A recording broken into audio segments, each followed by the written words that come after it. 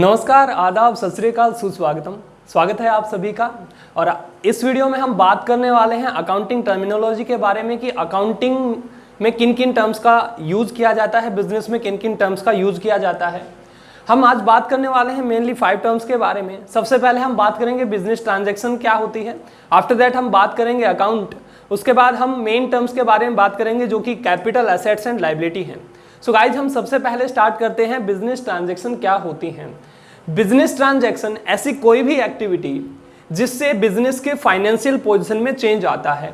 मतलब जब भी हम कोई ऐसा लेन देन करते हैं जिसकी वजह से हमारे पास कोई या तो कोई सामान आता है या हमारे पास से कोई सामान चला जाता है, इसमें कैश भी हो सकता है, तो इसे हम बिजनेस ट्रांजैक्शन कहते हैं। बिजनेस ट्रांजैक्शन ऐसी कोई भी एक्टिविटी है, मैं यहाँ लिख देता हूँ, बिजनेस ट्रांजैक्शन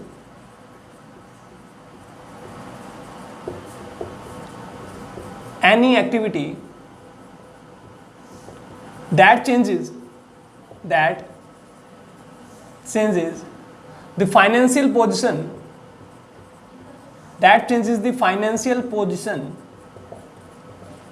of business। ऐसी कोई भी एक्टिविटी जिसमें ये मानो कि हमारे पास से कुछ सामान आता है या हमारे पास से कुछ सामान चला जाता है, वो एक्टिविटी बिजनेस ट्रांजैक्शन कहलाती है। इसके बाद अगर मैं बात करूं तो बिजनेस ट्रांजैक्शंस को 2 पार्ट्स में डिवाइड किया जा सकता है। जो फर्स्ट पार्ट है उसे हम कह सकते हैं कैश ट्रांजैक्शन। एक होता है हम कैश ट्रांजैक्शन, आपने पहले भी पढ़ा होगा। और दूसरा हम इसको लिख सकते हैं क्रेडिट ट्रांजैक्शन भी।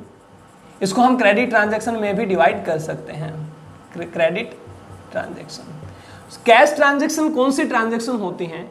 देखिए, ऐसी ट्रांजैक्शंस जिनमें जब भी वो कोई सामान एक्सचेंज होता है, जब भी कोई सामान इधर से उधर जाता है, तो हम या तो पैसा तुरंत ले लेते हैं या पैसा तुरंत देते हैं, या तो हम सामान अगर खरीद रहे थे उसके बदले में हम पैसा दे रहे हैं, इमीडिएटली अगर हम पे कर रहे हैं। और अगर हम कोई सामान बेच रहे हैं तो हमें तुरंत कोई पैसा मिल जाता है। मतलब सीधी सी बात यह है, कैश ट्रांजैक्शन वो होती है जहां पर अमाउंट रिसीव्ड एंड पेड या तो रिसीव करी जाएगी या पे करी जाएगी इमीडिएटली। जब भी ट्रांजैक्शन हो और उसमें अमाउंट जो है वो हमें तुरंत रिसीव हो जाए या हम उसको तुरंत पे कर दें, तो वो ट्रांजैक्शन कैश ट्रांजैक्शन कहलाती है।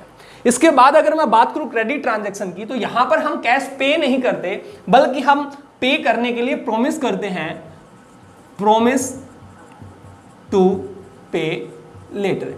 ऐसे ट्रांजैक्शन जिसमें हम अमाउंट को पे करने के लिए प्रॉमिस करते हैं कि हम बाद में पे कर देंगे, वो ट्रांजैक्शन हमारी क्रेडिट ट्रांजैक्शन कहलाती है। अब इसी के साथ साथ हम एक और 2 पार्ट्स में इसको डिवाइड कर सकते हैं। मतलब मैं ये कह सकता हूं इनके अलावा भी एक और रूप में हम इनको बांट सकते हैं। इसी को बिजनेस ट्रांजैक्शन को ही 2 पार्ट्स में और भी बांटा जा सकता है, जिसे हम कहते हैं इंटरनल ट्रांजैक्शंस, इंटरनल ट्रांजैक्शंस, और सेकंड में लिख सकता हूं एक्सटर्नल ट्रांजैक्शंस। नाम से ही स्पष्ट हो रहा है बेटा, इंटरनल ट्रांजैक्शन बिजनेस के अंदर ही होती हैं और एक्सटर्नल ट्रांजैक्शन बिजनेस के बाहर हो रही होती हैं। लेकिन यहां पर कोई सेकंड पार्टी नहीं होती। मतलब जो भी ट्रांजैक्शन हो रही हैं वो मैं खुद के साथ ही कर रहा हूं। मैं अपनी एक जेब से पैसा निकाल करके अपनी दूसरी जेब में डाल दूं, ऐसा कुछ समझने की आप कोशिश करें, ऐसा ट्रांजैक्शन होता है इंटरनल ट्रांजैक्शन। अब इसी ट्रांजैक्शन को हम केवल अकाउंटिंग ट्रांजैक्शन भी कहते हैं। हम इसे अकाउंटिंग ट्रांजैक्शन भी कहते हैं। और अकाउंटिंग ट्रांजैक्शन इसलिए कहा जाता है क्योंकि इसमें आप केवल बुक्स में ट्रांजैक्शन कर रहे हो। रियल लाइफ में अगर आप देखेंगे तो फिजिकली कोई आइटम इधर से उधर नहीं हो रही, बस केवल बुक्स में ही जो डेटा है हम उसी को एक अकाउंट से निकाल करके दूसरे अकाउंट में डाल रहे होते हैं। आप समझिए, आप एक एग्जांपल से समझने की कोशिश करिएगा। आप एक मशीन लेकर के आते हैं, तो मशीन आपने 5 लाख रुपए की खरीदी और वो 5 साल तक चलेगी। उस मशीन को आप यूज करते हैं तो वो घिसती चली जाती है। क्या अगले साल उसकी वैल्यू उतनी ही रहती है?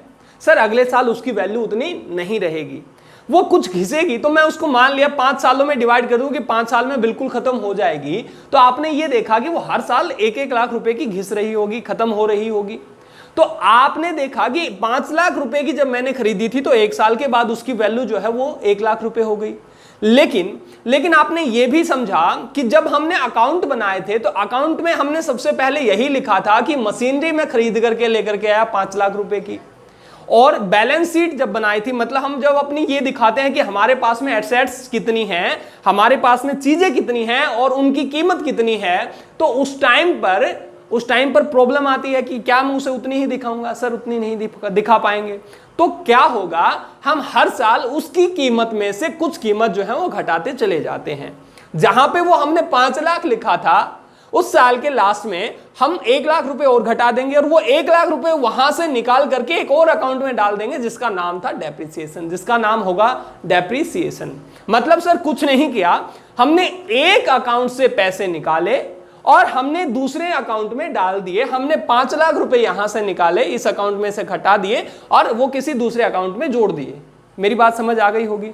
सो बेटा इसी ट्रांजैक्शन को हमने नाम दिया अकाउंटिंग ट्रांजैक्शन। मतलब सर कुछ नहीं किया, रियल लाइफ में कुछ नहीं हो रहा, कोई जगह से इधर से उधर नहीं जा रही, कोई पैसा कोई है ही नहीं बेटा, मशीनरी के अलावा कुछ है ही नहीं कि मशीनरी वाले डिब्बे में से कुछ पैसा निकाल करके हमने डेप्रिसिएशन वाले डिब्बे में, या मैं कहूं तो मशीनरी के अकाउंट से पैसा निकाल करके हमने कहां डाल दिया, डेप्रिसिएशन वाले अकाउंट में डाल दिया। आपको समझ आ गई होंगी चीजें। बेटा ये वाला जो ट्रांजेक्शन है ये केवल बुक्स में दिखाया जाता है, रियल लाइफ में ऐसा कुछ नहीं हो रहा होता। जबकि एक्सटर्नल जो ट्रांजेक्शन है वो बाहर के लोगों के साथ किए जाते हैं। आप एक और चीज को ध्यान में रखिएगा बेटा, आपने ये तो देख लिया कि इंटरनल ट्रांजैक्शन अकाउंटिंग ट्रांजैक्शन होते हैं, लेकिन इसमें नो नीड ऑफ सेकंड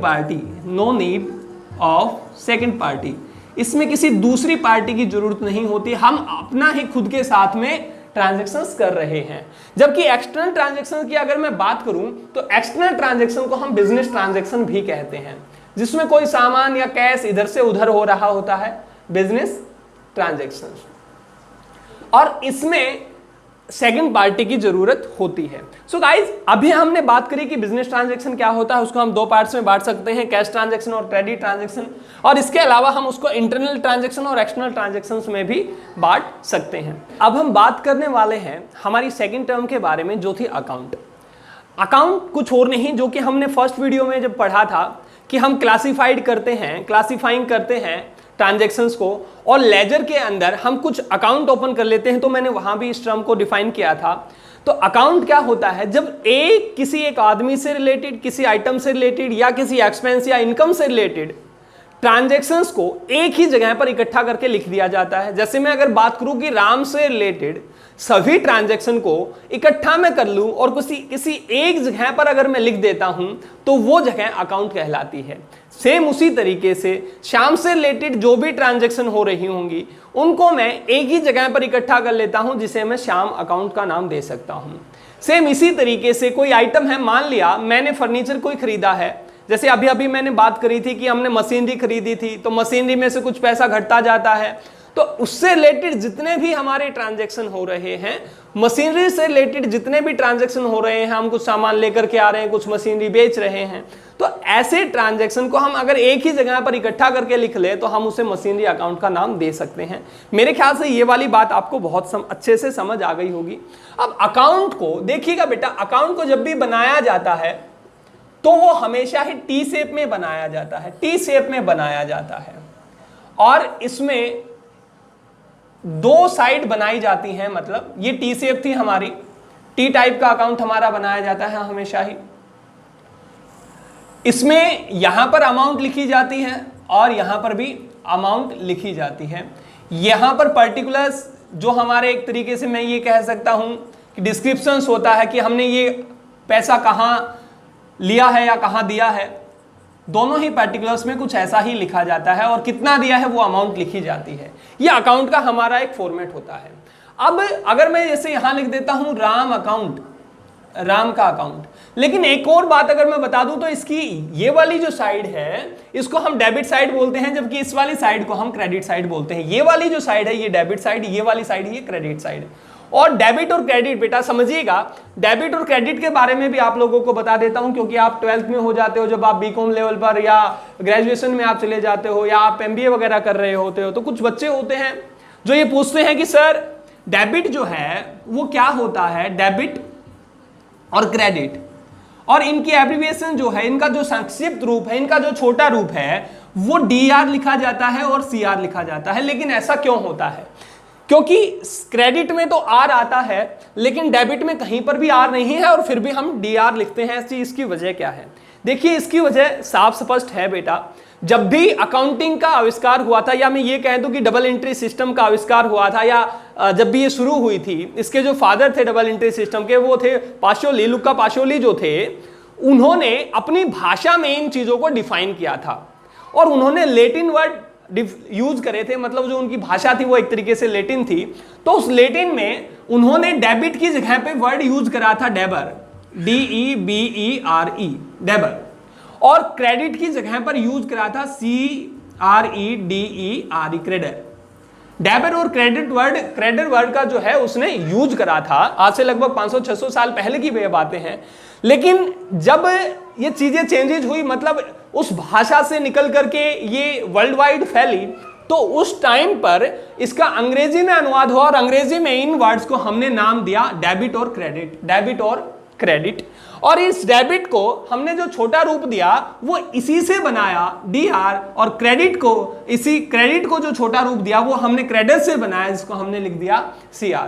मेरे ख्याल से बेटा ये वाली बात आपको समझ आ गई होगी। अकाउंट आपको समझ आया कि हम किसी मान लिया हम एक शख्स ले रहे हैं, एक आइटम ले रहे हैं, या कोई एक्सपेंस या इनकम ले रहे हैं, उससे रिलेटेड जितनी भी ट्रांजैक्शन है उनको एक जगह पर इकट्ठा लिख देते हैं।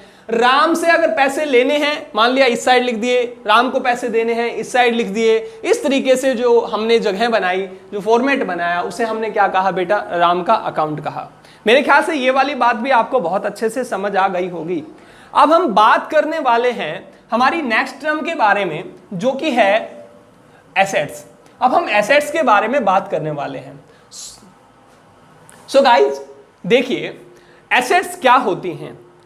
ऐसी कोई भी चीज जिस पर हमारी ओनरशिप हो, काफी बार जैसे हम बच्चों से पूछते हैं कि बेटा एसेट्स क्या होती हैं, तो वो बोलते हैं सर ऐसी जो भी चीज जो बिजनेस के अंदर है। बेटा जरूरी नहीं है बिजनेस के अंदर हो तो वो बिजनेस की ही होगी।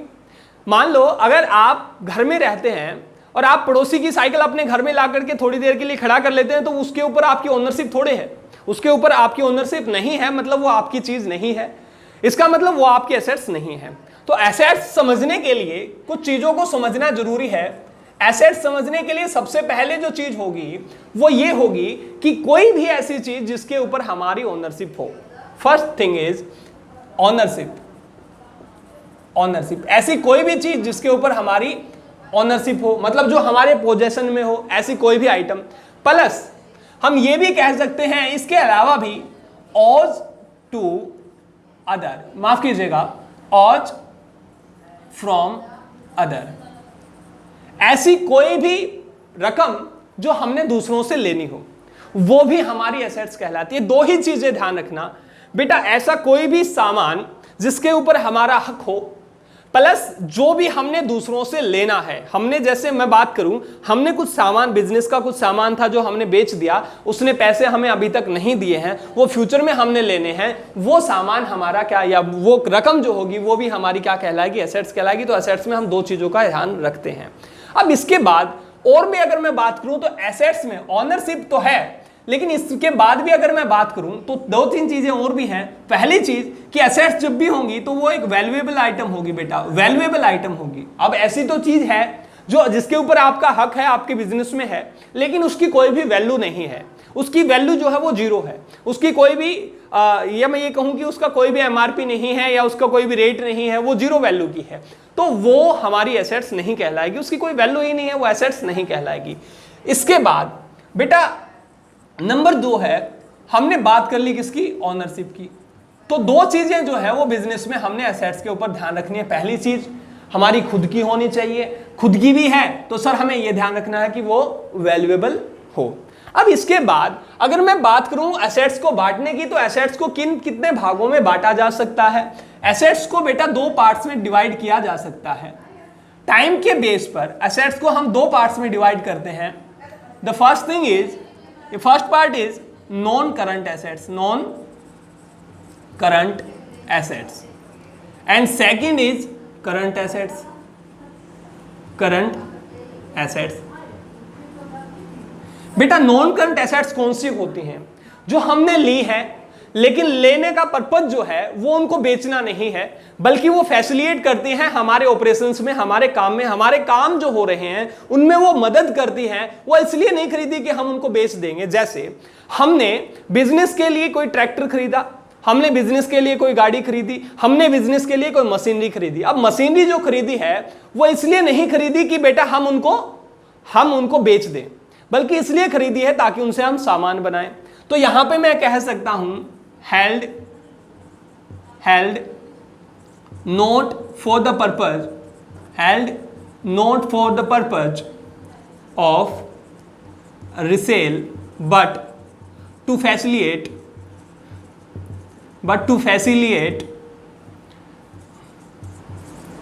operations। हमने रिसेल के पर्पज से नहीं खरीदी है, बल्कि हमने ऑपरेशन में उनकी मदद लेनी है। अब एक और चीज समझने की कोशिश कीजिएगा बेटा, नॉन करंट का सीधा सीधा संबंध हमारे समय से है। हमने क्योंकि कहा ये टाइम के बेस पर हमने डिवीजन करा है, बांटा है, भागों में बांटा है एसेट्स को।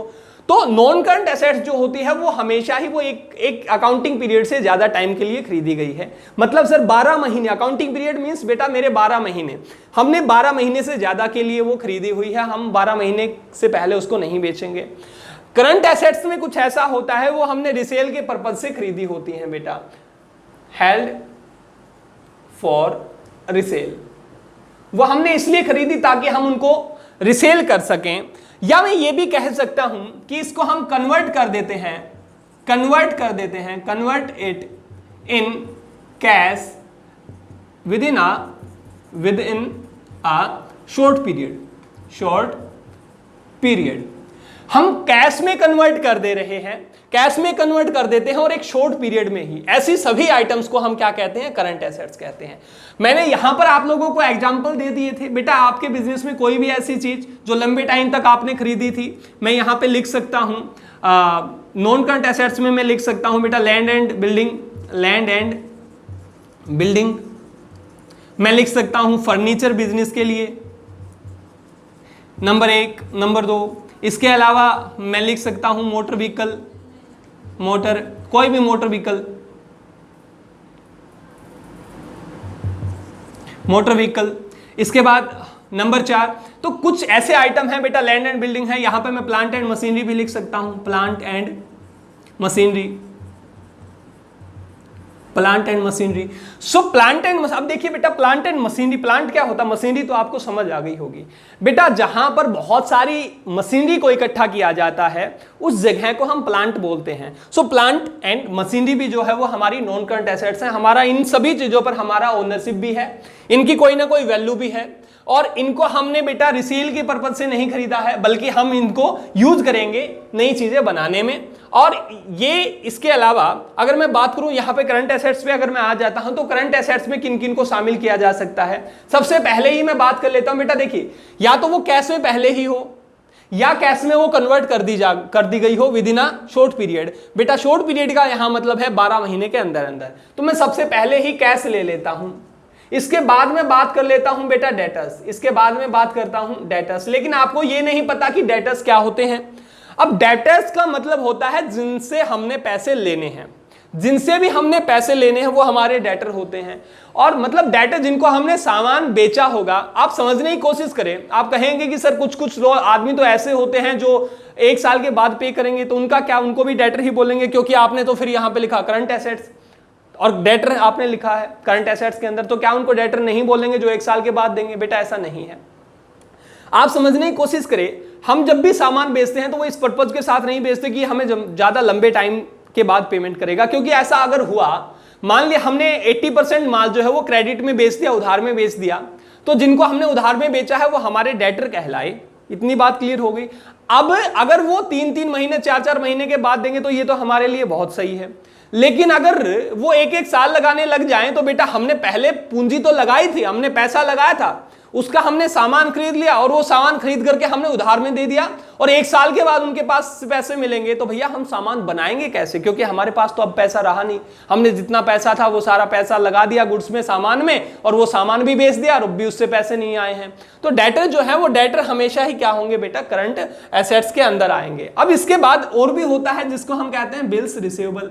बिल्स रिसीवेबल ये भी हमारे करंट एसेट्स होती हैं। अब बिल्स रिसीवेबल क्या होते हैं समझिएगा।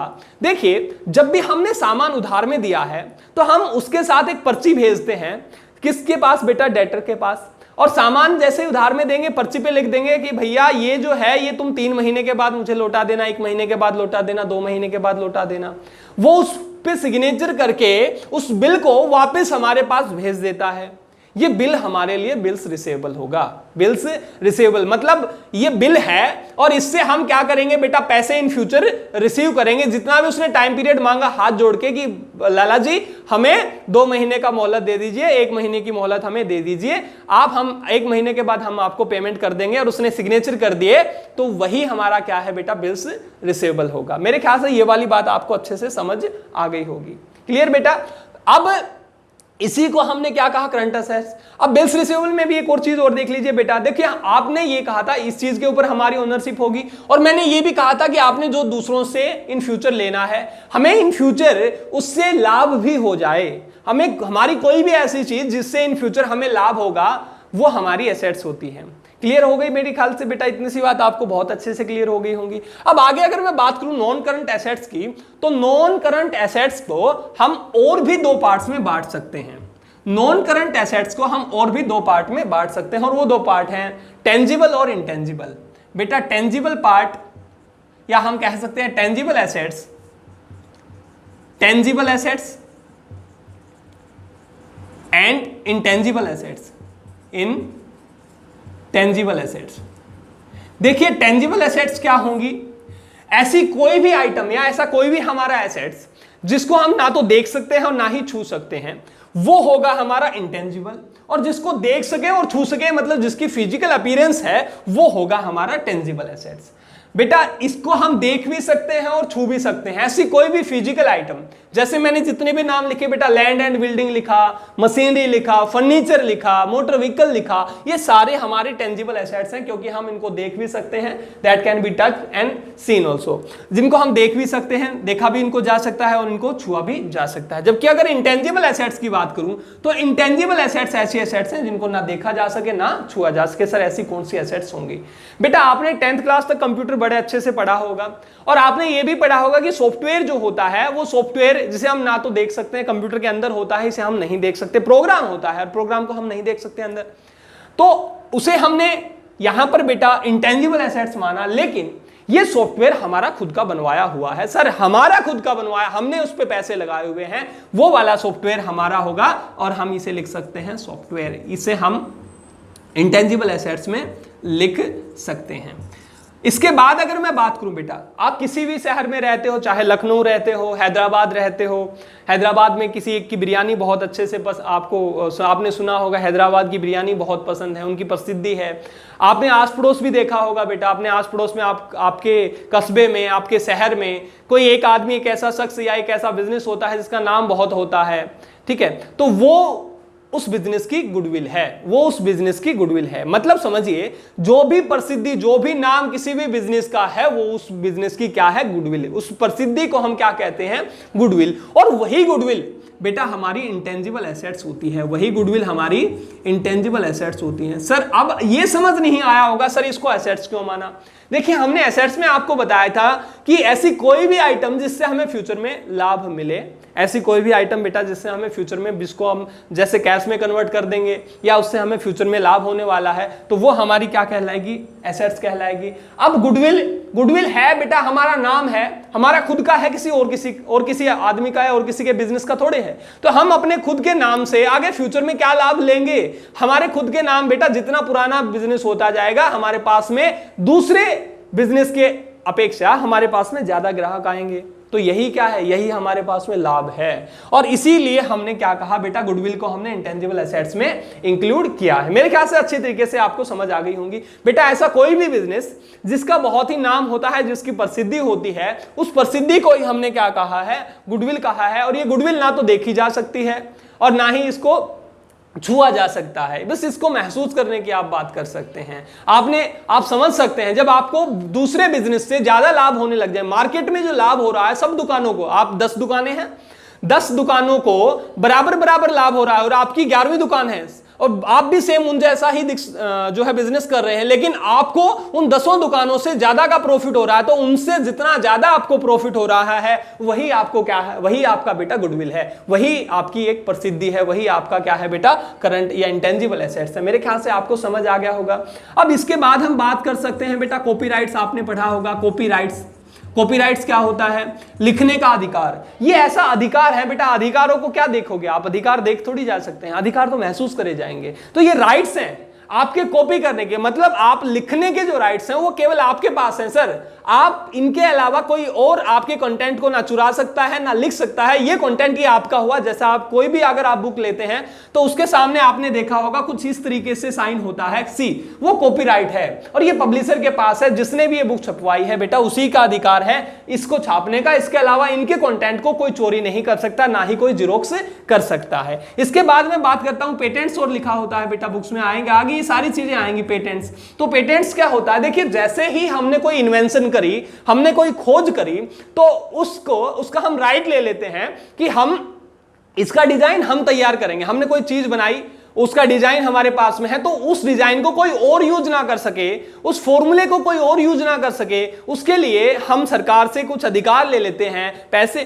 तो उसे क्या कहते हैं बेटा, उसे कहते हैं हम पेटेंट्स। मेरे ख्याल से ये वाली चीजें आपको समझ आ गई होंगी बेटा। कुछ नहीं, हमने बात करी एसेट्स। एसेट्स को हम टाइम पीरियड के हिसाब से 2 भागों में बांटते हैं।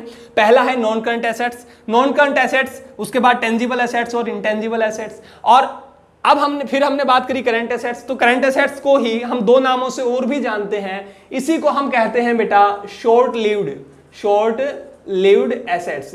सर शॉर्ट लिव्ड क्यों कहा, क्योंकि ये थोड़े टाइम तक ही जिंदा रहते हैं, फिर कैश में कन्वर्ट हो जाती हैं। मतलब सर डेटर हैं, डेटर से हम तुरंत कैश में कन्वर्ट करा लेंगे 2 महीने में, 1 महीने में, ठीक है। इसके बाद बिल्स रिसीवेबल है, इनको हम 2 या 1 महीने में कैश में कन्वर्ट करा लेंगे। तो कुछ ऐसी चीजें जिनको हम तुरंत कैश में कन्वर्ट कराने की या शॉर्ट पीरियड में कैश में कन्वर्ट कराने की कोशिश करते हैं, उन्हें हम क्या कहते हैं बेटा, शॉर्ट लिव्ड एसेट्स कहते हैं। इसके अलावा इसी को एक्टिव एसेट्स भी कहते हैं, क्योंकि एक्टिव रहती हैं। ये साल दर ये बेटा कुछ महीनों में, 1-2 महीने में, 3 महीने में जो है ये कन्वर्ट होती रहती हैं, एक्टिव रहती हैं। जबकि ये नॉन एक्टिव एसेट्स होती हैं, नॉन करंट एसेट्स हैं। ये बेटा 1 साल के बाद, 2 साल के बाद, 3 साल के बाद जो है वो कैश में कन्वर्ट होंगी। इन्हें हम नॉन एक्टिव एसेट्स कहते हैं। मेरे ख्याल से बेटा ये वाला पॉइंट भी आपको अच्छे से, ये वाली टर्म भी आपको अच्छे से समझ आ गई होगी। अब हम बात करेंगे इसके बाद, ये एसेट्स था।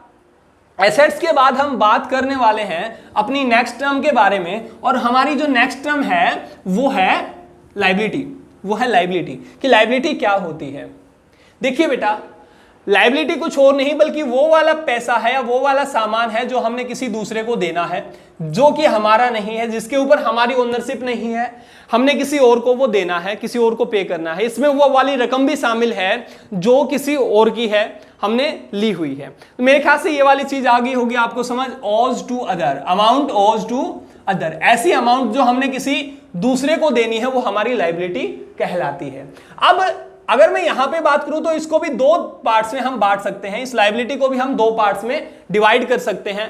पहला बेटा ऐसे ही non current liability, non current liability जो कि हमने जैसे एसेट्स में पढ़ा था टाइम के हिसाब से, और यहां पे मैं लिख सकता हूं करंट लायबिलिटी। करंट लायबिलिटी बेटा, नॉन करंट लायबिलिटी में क्या आ सकता है? सो नॉन करंट लायबिलिटी मतलब ऐसी लायबिलिटी जिसको हमने पे करना है, लेकिन 1 साल में नहीं सर, 1 साल के बाद, एक अकाउंटिंग पीरियड के बाद, अगर जो लंबे टाइम के लिए हमने लिया हुआ है पैसा, वो पैसा हमारा क्या कहलाएगा बेटा, वो हमने पे बाद में करना है, वो हमारी लायबिलिटी कहलाएगा। ये हम कह सकते हैं। इसमें क्या क्या शामिल हो सकता है? इसमें हमने बैंक से लोन लिया है, बैंक से लोन लिया है बेटा, और बैंक से हमने लंबे टाइम का लोन लिया है, बैंक लोन फॉर 5 ईयर लिख देता हूं मैं। इसके अलावा और क्या हो सकता है? इसके अलावा हमारे बेटा डिबेंचर्स हो सकते हैं, डिबेंचर्स हो सकते हैं। जैसे एक कंपनी होती है बेटा, और कंपनी कुछ पैसे लेने के लिए अपने कुछ डिबेंचर्स को इश्यू करती है। मतलब एक तरीके से डिबेंचर एक ऐसा पत्र है जो आप किसी से रुपए लेने के लिए यूज करते हो। आपको रुपए चाहिए हैं तो आप उसको डिबेंचर दे दोगे, उस पर लिखा क्या होगा, उस पत्र पे लिखा होगा सारी शर्तें, उस पत्र पे लिखा होगा कि मैं आपसे इतने इतने रुपए लूंगा और इस रेट पर लूंगा, आप इस रेट पर मैं आपको जो है ब्याज दूंगा, तो ये आप पत्र ले लीजिए और मैं आपको ब्याज देता रहूंगा, आप मुझे पैसे दे दीजिए। ये एक तरीके से डिबेंचर है। क्लियर है मेरी बात, आपको समझ आ गई होगी। और आपको 3 साल के बाद, 5 साल के बाद जब भी आप मुझे ये पत्र मेरा वापस सौंप दोगे, मैं आपको ये रुपए दे दूंगा। सर फिर इस पत्र की कीमत है बेटा, इस पत्र की कीमत नहीं है। असल में वो जो पैसे हम यूज कर रहे थे, उन पैसे यूज करने के बदले हम इंटरेस्ट पे कर रहे थे। मेरी बात आपको अच्छे से समझ आ गई होगी। तो ये डिबेंचर हैं, ये नॉन करंट एसेट्स है। और बैंक लोन फॉर 5 रुपीज, लंबे टाइम का कोई भी लोन है बेटा, वो नॉन करंट लायबिलिटी में आता है। अगर मैं करंट लायबिलिटी की बात करूं तो ऐसा कोई भी पैसा जो कि थोड़े टाइम में ही हमने पे करना पड़ेगा, थोड़े टाइम के लिए ही हमें उधार मिला हुआ है। पहले ही मैं एक टर्म इसमें लिख रहा हूं जिसे हम कहते हैं बैंक ओवरड्राफ्ट। Bank overdraft. देखिए बेटा, अगर मैं कहूं कि बिजनेस है, और आपने सुना भी होगा कि करंट अकाउंट होता है एक। जब भी आप पैसे निकलवाने जाते हैं अकाउंट में, सॉरी बैंक एटीएम में जब आप पैसे निकलवाने जाते हो तो आपने ये देखा होगा कि वहां पर लिखा होता है, जब आप एटीएम में अपना कार्ड डालते हैं तो वहां पे आपको 3 अकाउंट नजर आते हैं, सेविंग अकाउंट, करंट अकाउंट। तो इस तरीके से अकाउंट आपको नजर आते हैं। तो जो करंट अकाउंट होता है वो व्यापारी लोगों को के लिए ओपन किया जाता है। और वो होता किस लिए है? देखिए, व्यापारी लोगों को बैंक जो है कुछ सहूलियत देता है कि वो अपने एक लिमिट, उनके खाते में अगर पैसे नहीं भी हैं तो वो एक लिमिट तक, मान लिया 10,000 की दे दी, मान लिया 15,000 रुपए की दे दी, कि भैया 15,000 रुपए तक भी तुम अपनी ट्रांजैक्शन कर सकते हो अगर तुम्हारे बैंक अकाउंट में पैसे नहीं है तब भी। और इसी को हमने नाम दिया है बैंक ओवरड्राफ्ट। ओवरड्राफ्ट मतलब, ड्राफ्ट मतलब बेटा चीजों को निकाल लेना, और मतलब ज्यादा। बैंक से अगर आपने ज्यादा निकाल लिया है तो वो लायबिलिटी आपकी करंट लायबिलिटी कहलाएगी। ये सहूलियत जो है ये ट्रेडर्स को ही मिलती है, बैंक ओवरड्राफ्ट होता है। इसके अलावा बेटा, हमारा कोई रेंट पे करना था, रेंट हमने किसी को जो है वो पे करना था, इस महीने का रेंट हम नहीं पे कर पाए, तो उसके लिए हम वर्ड यूज करते हैं आउटस्टैंडिंग। सर जी बकाया, आउटस्टैंडिंग मतलब बकाया, आउटस्टैंडिंग रेंट, इसको हम कहते हैं आउटस्टैंडिंग रेंट।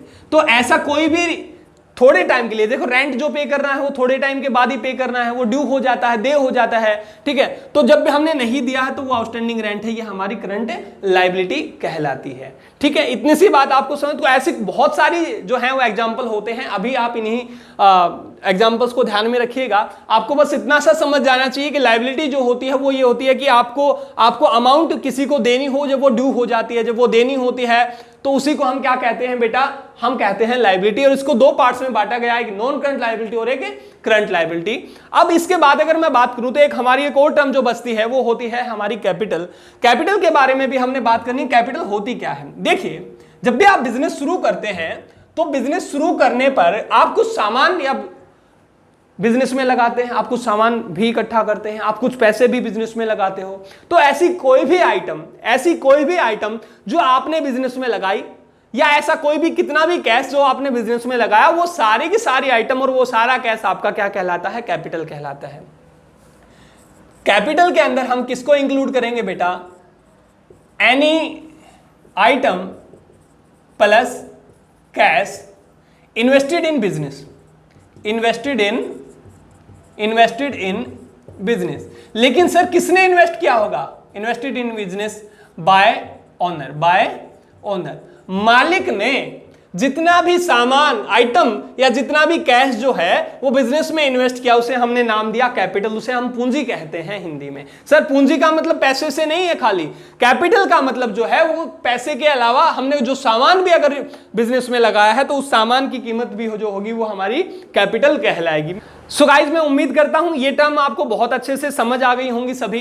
कल हम कुछ नई टर्म्स के साथ फिर से दोबारा से हाजिर होंगे। आपको अगर ये वीडियो बहुत अच्छे से समझ आया है तो आप नीचे कमेंट में भी लिख करके हमें बता सकते हैं, और अगर आपको कोई डाउट है तो भी आप कमेंट सेक्शन में जाकर के लिख करके हमें बता सकते हैं। कल हम कुछ नई टर्म्स के साथ आपके साथ दोबारा से रूबरू होंगे। तब तक के लिए बाय बाय, टेक केयर।